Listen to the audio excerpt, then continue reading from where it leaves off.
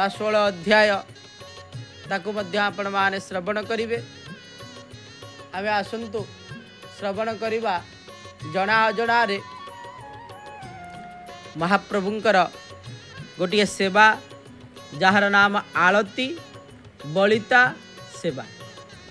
महाप्रभुंकर आलती होता है आपण मारे जानी कहीं महाप्रभुंकर से आलती रे आपण माने अनेक थर महाप्रभुंकर पाखरे आलती दर्शन करिथिबे। केतेले सकाळ आलती, केतेले संध्या आलती, केतेबेले मध्य दीपर धूपर आलती। से भली भाव रे आलती जो अच्छी आलती बलिता को किए जोगे थांती तांकर सेवा कौन रही था से विषय रे आज श्रीमंदिर जानिबा कथा रे। श्रीमंदिर रे जो सेवा अर्थात सेवक अनेक प्रकार अछंती। बहु सेवक सेवित नित्य दिने। श्रीमंदिर रे सेवक प्रत्येक दिन रोषहम हेबा पूर्वरु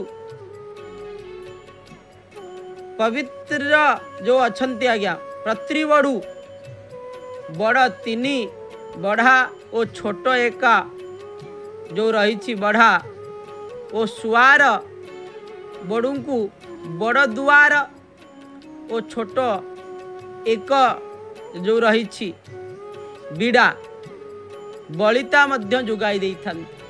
ये बलितार ठाकुरंकर दिन तमाम आलती हुई थाए।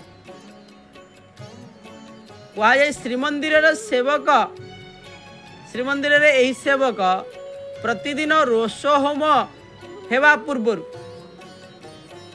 रोष हवा पूर्वर तीन बिड़ा रही बलिता ता सहित छोट एक बिड़ा आउ ता सहित सुआर बड़ू को मध्य बड़ दुई बिड़ा ता सहित छोट एक बिड़ा बलिता जुगा दे थाए। ये बलितारे ठाकुर मानकर दिन तमाम समस्त प्रकार कार्य महाप्रभुंकर संपादित होई थाए। स्वतंत्र भावर सहित महाप्रभुंकर पाखरे अनेक सेवक रहिछंती। जहार जहा कार्य से कार्य को संपादित करिथंती। भक्तटे दुई हाथ को टेकी दे महाप्रभुंकर पाखरे समर्पित हो जाउछि। पत्त पावनंकर दर्शन आपण माने करुछंती। आपण माने मध्य अपेक्षा करुथिबे निश्चित भाव रे। आउ अल्प दिन अपेक्षा जहा कि अक्षय तृतीया को अपेक्षा कारण महाप्रभुंकर स्नान यात्रा आगो को आसुछि।